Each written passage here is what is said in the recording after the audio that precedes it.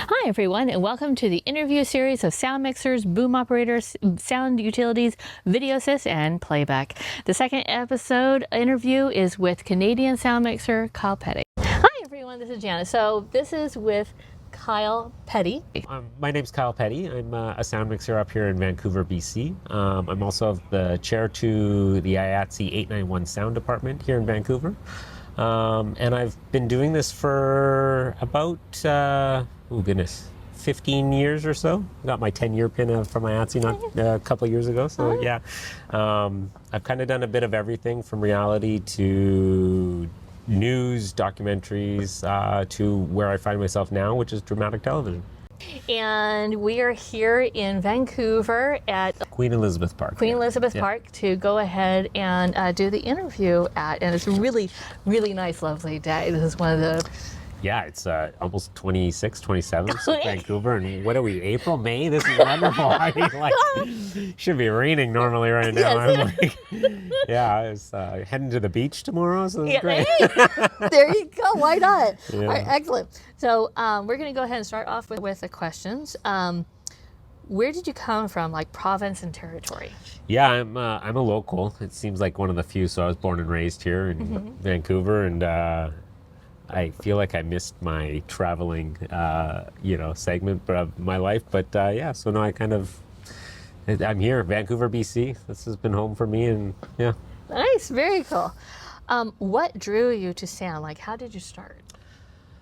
I used to do a lot of theater when I was in high school and stuff like that, and that was like, I was a bit of a theater kid, but I was never in front of the camera. I was never doing the acting. I was always helping out with the tech, so I used to do a lot of lights and sound, ironically, and way back when making sound effects for the plays and stuff like that on DAWs of the time, which we, and so that's kind of what drew me to film as a whole. So big film, used to go back the days you used to go to Blockbuster, you used to rent movies, and lots and lots of memories with my dad and my family watching movies. So it's kind of where it went. Just started from. Yeah. Oh. What field in sound did you start off out first? So yeah, I'm one of the ones that I actually picked sound. So when applying to film school, I was reading all the different courses, and at Vancouver Film School, sound design for visual media kind of caught my eye.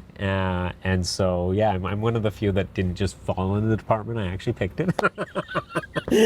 And then, so then the rest is history. I mean, other than that, it was like post-production audio is really where I thought I would be. But then I, in the third term, when I finally got to get on set and do location recording, I kind of really enjoyed the set atmosphere. And so really liked post-production audio as a whole, but I also found Vancouver doesn't do a lot of post-production audio. Really? We do a lot of training, and a lot of our candidates go abroad, and Skywalker Ranch is hired out of the school and stuff like that. And like, it's a great course, but a lot of what Vancouver does is like hallmarks and indies, and that's not the kind of stuff I really wanted to work on. And I'm a procrastinator, so I find that when you're left with your own like deadlines, you're always the night before you're finishing your deadlines, And so I found that being on set was like kind of that perfect harmony. When you're done work, your day's done. You're not taking anything home, but yet at the same time, it's fun. I enjoy the set atmosphere. I like blowing things up or watching, other people blow it up, and dialogues and lines, and so. Nice. Very cool. So were you a sound mixer? Did you go in as a sound mixer, or was like boom operator, utility? Yeah, so I started as an, actually playback is what I kind of started okay. Because I had the Pro Tools from school and all that kind of stuff, and that's always, in Vancouver here, it was always hard to find a Pro Tools person at the time, especially, going back 15 years ago kind of thing. And so I started doing a lot of playback around town, on-set Pro Tools for various different things. So I did fun movies like Step Up 5 and things like that. And so I ended up getting a majority of my days through the playback category, and then, a handful as an assistant, and then ended up getting my membership, and then kind of worked through the assistant role a bit. I did a boom a little, but I'm not a great boom op, and I know that, and I'm okay with that. I can do it in a pinch, and I can, share things with what to do, but and I know a good sound versus a bad sound, but I leave the skilled boomop. That's an art, and so I leave it to the ones that are artful at that, and but then there was a lot of in Vancouver you're trying to, anywhere you're trying to make it in sound, and sometimes I find that as much as you're available and the opportunities don't always pop up, so I started mixing on the side as well, doing reality and news and all that kind of stuff, because in a sense you kind of make a job for yourself, and it keeps you busy and keeps you employed and allows you to stay with it until you can finally get to the level that you need to, that you get show calls and all that kind of stuff. So I feel like I've kind of done it all in that sense. I've done everything from reality to news to now dramatic television. So. But do you find that the skills that you had used in the news and reality TV help you on set or go against? Or you know what, I would say it all. I say it's all positive, because it's really interesting, especially, now we multi-track everything to such a crazy degree that it's, your mix is, really doesn't matter as much anymore. Not it does, but not, you know what I mean. And so, but I find in the reality world, they're shooting so many hours of footage that they don't, even though that you're giving them ISOs, they don't have time to go into the ISOs. So your mix is so much more important then. And so, at the time we were sending and hopping to camera, so you'd hop a stereo track, and there was so much fun juggling of okay, primary on one, secondary is on two, okay, primary left, now secondary moves to primary, now you're juggling that combined with your boom and wires, and so it was a lot more of a dynamic. And I found that what was really cool in reality television is a lot of times you could be directing or leading the shoot in a way, in the sense that you're sitting there kind of always listening to what the action that's going on. And sometimes your camera guy is sitting there taking scenic shots or time lapse and it's out to lunch, and you're sitting there and all of a sudden you hear something blowing up or something going on or somebody starting to yell, and you quickly push that feed into the comms so he can go, whoa, and whip up, and so you're kind of always paying attention. And so you build a good set awareness or that sixth sense of what's going on. So I definitely appreciate that world for what that was. And corporate videos are always fun and days are nice, and so I think there's elements of all of it that just help to shape your well-roundedness of all of it. So nice, very cool. Who were your mentors and why? I would have to say that's a tough one to single out one. One of the things that I did when I started off, when I was getting into mixing, and I started mixing a lot of second units, and I was really kind of trying to make the leap to show calls and stuff like that, is I still for a very long time always went out and assisted, just because the ability to work with some of the veteran mixers and whether they're boom ops or mixers or whoever they may be, I found was always just gold. So it's there's a mixer by the name of Lindsay Bucknell that I spent a lot of time with on Once Upon a Time, and sounded assisted for him for a bit, and so he gave me lots of opportunities and second unit opportunities that I super appreciate. But just anybody from we have so many great mixers in Vancouver, Ruth Huddleston and Darren Brisker, and everybody kind of brings a different element to what shapes you to be who you are. Some of them are, great. Some of them are not so great. But it also, it all as a whole allows you to go, oh, I don't really want to be like that, or that element I love, and shape it and allow you to develop into, the best version of yourself as much as you can. And so, still, if I could, I'd go out and assist more, just because we don't get to work enough with each other, especially mixers to mixers and that kind of stuff. So I just had a bit of a break, and I was out doing some playback for the fun of it, because why not, and I got to bond with a mixer I hadn't seen in a while. And so it was, it's just fun to hang out with, fellow sound friends and family, and you get to sit there and talk shop for a week, and and so it's great. We have the LA Sound Mixers list over in Los Angeles. There's one in Atlanta, and I think there's one starting up in New York. It's by Banjo. What is there one in Vancouver? There is, yeah. We have a Vancouver sound mixer group on Facebook and all that kind of stuff, and then Chris from you guys down there in California. Mm-hmm. Him and I actually, we connect all the time, and he's a part of our group and I'm a part of his group, so we can share information and try to like, bring the community together. And whenever I'm down in California, I try to come to all the events and via CAS or RAMS or whatever they are. And I love to go to AES in New York just simply because I love New York. And then there's events there, and so it's always great to meet people from different areas. So. Very cool. I didn't know. I had to ask. Oh, yeah. What is your favorite sound advice and quote? Oh, my favorite sound advice. I don't know if I have my favorite sound advice. My favorite quote is and this is simplifying it, but the inverse square law. Every time you double the distance, you half the volume. And that one I always love because it's, it's like, I do a lot of teaching up here. And so one of the things easily that I point out is it's like, if that generator is 5 feet away from you, well, how do you make it half as loud? Well, let's put it 10 feet away. So if it's, 100 feet away and transport's saying, well, how far does it need to go? Well, you can come back and say, well, I'd like it another 100 feet away, so you can get half the volume. And I also circle it back down to like, so your mic placement, because I trust my assistant a lot to set levels for me on a standard.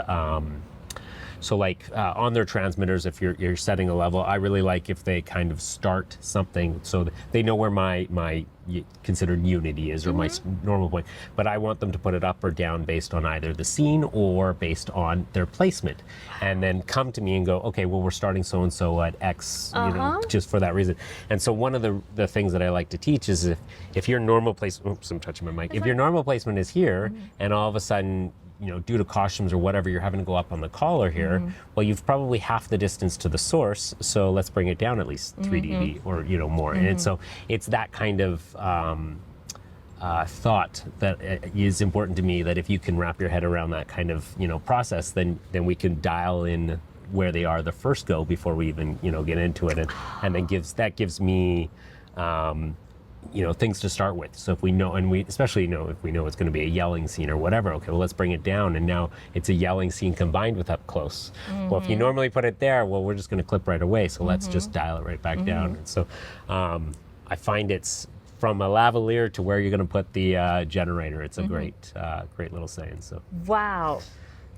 I know of no sound mixer who does that, like at all. Oh yeah. No, I'm big on the, distance from mouth should dictate how loud your transmitter is, as well as the volume of the voice and all those kind of things. It all plays to effect. But I love if my sound assistant kind of comes already kind of going, well, I started them at 15 because of that, or whatever, that kind of thing. So. What do you often say on set or to yourself on good days and bad days?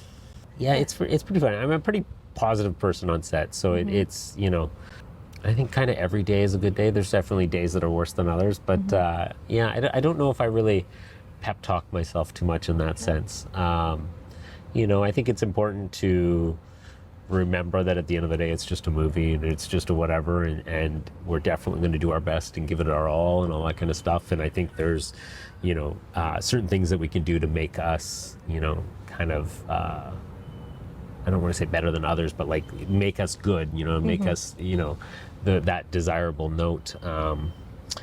But at the end of the day, every moment is a learning experience too. So it's like, I think the key is just coming out of things and going, okay, cool. Well, what failed there and how can we do it differently better and how can we not do that again? And so that kind of things. I find I'm a big kind of like teacher, or I enjoy teaching or talking it out or that kind of stuff. So, yeah.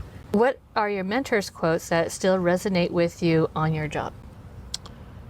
Yeah, and again, I don't know about quotes. So there's definitely things that mixers have done throughout the years, that I've learned from that I remember, my one mixer, and complaining about the chairs squeaking, and I feel like it's funny because sometimes I'm sitting there mixing and I'm like, I feel like that was just a different era.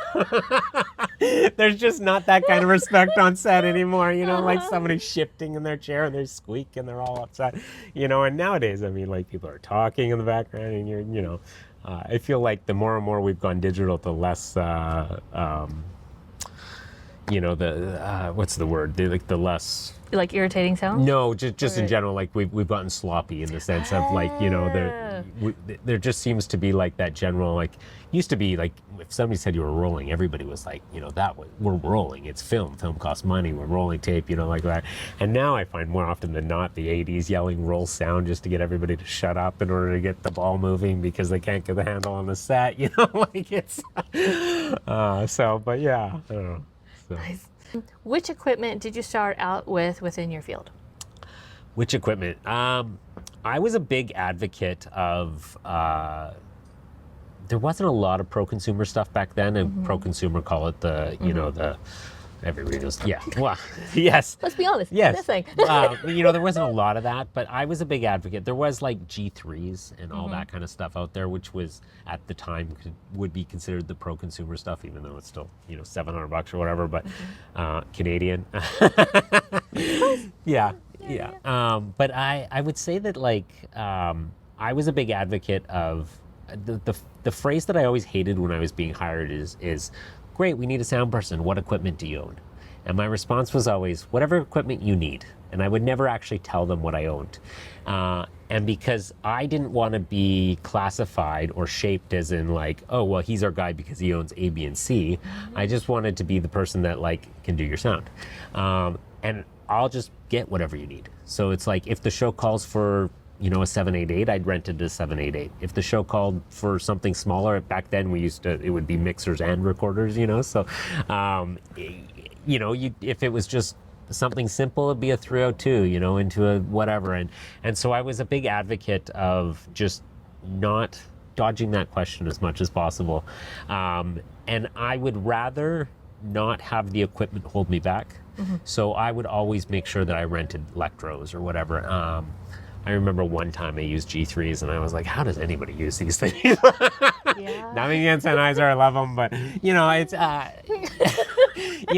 I just like, and it was really, once you're comparing it, you're using Electro versus all of a sudden a Sennheiser, and even whether Electro 210s or, even their older stuff, it's just like all of a sudden you have a certain standard of quality and range of something that you can achieve, results that you can achieve out of it, and then to go something that doesn't achieve those results, it really just holds you back. So it's, I was a big advocate from the beginning of always I rented for a long time, and I get that you don't get a gain back on the rental in that sense, but I felt that it helped more in the long run of making a name that you can say, I don't have to be pigeonholed into the limitations of the equipment I'm using for what the show calls for. So yeah, that was big for me. That there's so many rental options, I'm not in this business to make money off of my fellow sound people. So, I rent tons to lots of people, and we make it a very mutually beneficial thing where it's you very much get a cut of the rental. It's all good. There's maintenance obviously on life and gear and all that kind of stuff, so there's got to be a little bit, but I'm not trying to get rich off a fellow sound person. It's and there's so many of those good options out there that it's I just think you gain so much more from renting in that sense than simply buying something just because it's all you can afford at the time. Yeah. Any regrets that you should have started in, whether it was age or years? Yeah, no, I don't have too many regrets. I think I spent a good chunk of time as an assistant. You can always spend more, but sometimes it's just the way it shapes up. I got very lucky where Vancouver got busy, and so all of our mixers were unavailable, and lots of the mixers that I had been helping out and working for and started recommending my name around, and ended up landing my first bigger mix gig that way. But to look back and say, I wish I'd done that more, I wish I'd started sooner more, but I also know that probably wasn't possible. I saved up and put myself through film school and all that kind of stuff. So there's all these things that happened in life, I had fun 20s, and I went to film school in the middle of that. So, no, I don't have too many regrets. I'm not too much of in general, I don't have too many regrets in life. So I'm pretty confident about the decisions I make, and it is, it's always cause and effect of things that happen at a time. So it's hard to play that what if game, and I don't know, I find it's a dangerous spiral of what ifs, so yeah. Any sound literature that resonates with you or that you would suggest in joining in the field?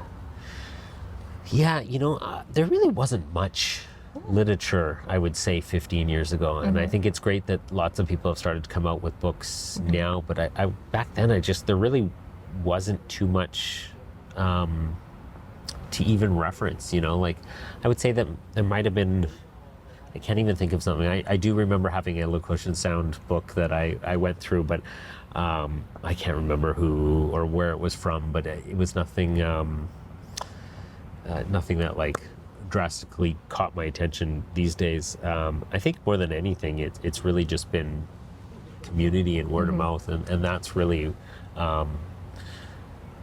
people are very lucky with the use of YouTube nowadays and the community. I mean, that's the other thing is, I started, much like Chris, I started the Vancouver Facebook group. And prior to that, I mean, like there really was no community. And now it's interesting because we now, if you want to know how to do something, you go, hey, I've got an earwig situation, how do we do it?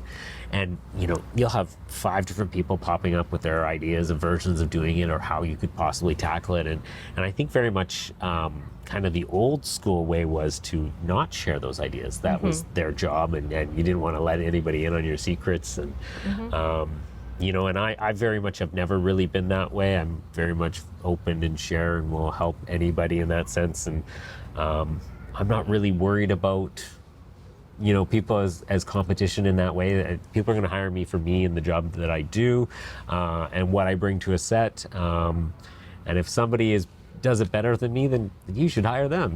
But I don't, that doesn't really. So I find the new kind of, there's so many avenues to learn things, which is great. Maybe a detriment, maybe too many people, but I don't know. I think it's wonderful. So, yeah. Any funny stories to tell us that you learned from afterwards? Like, was there something that happened on set that you learned from that you're like going, oh, this is like a hysterical, story? We teach a sound assistant seminar similar to, you guys have a Utility wiring, sound. one down south. And my co-chair, Simon Bright, he has a great story, and I don't want to actually steal his thunder, but he has a good one. We teach we tell this story in this class, teaching, of hygiene and things like that, and I guess I'm going to steal his story, but and he tells the story of it being Burger Day on set, and everybody loves Burger Day, and so lunchtime comes around, Burger Day, and all that kind of stuff, ketchup fries, all that kind of stuff, and after lunch he goes in for the touches, and he's going to do all the fixes, and it was, I forget what it was, but what they're in, he's the main lead is in a white suit and jacket kind of thing, so white collar and all that kind of stuff, and he goes up to fix the collar, and then all of a sudden he hears, oh my God, did you just cut him? And then they're like, what? and it turns out, of course, Burger Day, and ketchup on the sleeve, and then ketchup on the collar, and and it's this whole story, and it's a great story, and we use it to teach in our class, and it's a wonderful image of like how you always check your hands. It's good to have gum on you, all that kind of stuff from a teaching standpoint, and it's just a great story too, and it happened to him personally, which is so I always get a good chuckle when I hear that one from him. So, and the person again is Simon Bright. Yeah, Simon Bright. All right, excellent. Yeah, he's great. That is a good one. Yeah, and and so of course costumes throws him out, and sound got and it's so funny, but yeah. Do they have a backup of the shirt? I think that they sorted it all out. But of course, on the walk, being a freshman, he's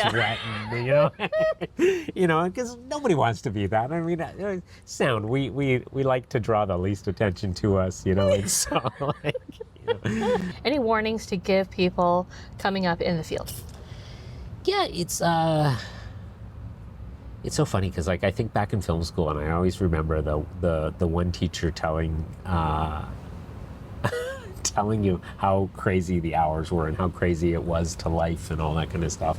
And of course, when you're young and eager, you're just like, and it's funny because now I kind of I've been doing this for long enough now that I can go, oh, I see what she was talking about, and it's, the hours have gotten so much better than they used to be. It's been a long time since I've done a 14-hour camera day. Oh. And the current show I'm on, we shoot 10-hour camera days. Wow. And so, it's a treat. But that's the thing that I would say that the biggest struggle that we have with finding a good assistant or keeping somebody newer to the department is often them realizing just actually how hard the cycle is of like getting up every day, being told to go somewhere, spending that large amount of time that you have no control over your life. You have no control over all these chores and things that you want to do throughout the week. And so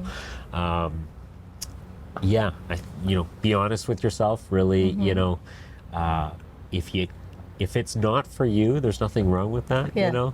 But it definitely takes a certain person that has that ability to as you know. Yeah. What set etiquette do you admire the most, or what is it that you do that is unique? Preparedness. The set etiquette I admire the most is preparedness. I love actually pressure. I'm great under pressure, especially when things go bad or breaking, and it's one of those things that I'm really do well in is when shit hits the fan. I tend to stay laser focused into the problem solving or whatever it may be. But being prepared, that element of, and it can both, even outside of your department, having, the production, the more prepared the production is, I find the better everything is. I like to, I like to have an element of preparedness of, I hate the scramble of, last minute decisions or winging it or, I like things to be, I'm a bit of a perfectionist. I like things perfect. Some might say OCD, things like that. So I like to do it properly, and I like to do it well. So I say preparedness has a big role in that. Nice. All right, that's about it. Yeah. Cool. Thank you very much for joining. Hi, everyone. Okay, we have now moved on to equipment. What is sound mixer Kyle Petty using currently on set? As you can see on his sound card, let's just go ahead and go through the list. He's using a Lectrosonic Venue D receiver. We have a PSC RF rack. There is Comtex that are being used on set. We have remote audio speaker amp, which is right there at the very top. We have the sound device multi-channel recorder. We have a Sonics SX ST board. And for time code, he's using ambient, which I suspect he's using the bug devices onto the cameras. All right, so for him to be able to see the footage, he's actually using 2 iPads, as you can already see. Now for the cart that I usually am at, the utility follow cart. His cart is so clean and simple. I love it. All right, so let's go ahead and he shows you the first drawer. The first drawer is for batteries, so you can keep the dust off of them. And look, second drawer, more battery storage. Then we have a Comtex drawer that is nicely laid out, easy to pull out the Comtex to who it needs to go to. He has a headset drawer. Do you understand that there is no cables getting wrapped up and mixed up in when you pull out a headset? You just pull out the headset and the cables don't get stuck onto the mic muffs to the headset. That's amazing. It is easy and be able to get to. Then we have the mic muffs organization plus the transmitters. They're also organized too. No more little drawers that might be off on the top of the follow cart whatsoever. They are locked in place, so it's easy access to get to. And now we have the side of the follow cart. Look at that. The boom poles are protected. They're easy to be able to access. They're not on the back part of the cart. They're actually on the side. Yes, it does cause the cart to become a little bit longer, but you're able to protect the shafts of the boom poles, which is really well worth it because of the cost of boom poles. And this is where it gets sick. Look at the back part of this follow cart.